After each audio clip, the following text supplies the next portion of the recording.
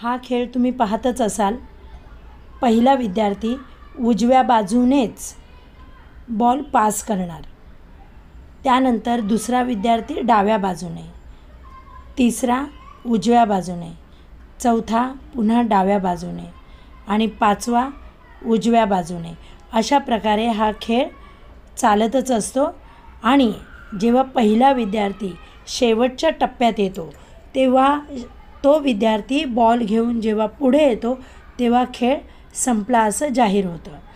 आणि या खेळामध्ये आपण 2 गट पाडून स्पर्धा घेऊ शकतो. गटातला पहिला विद्यार्थी जो शेवटी जाऊन पुन्हा पहिल्यांदा येतो तो गट जिंकला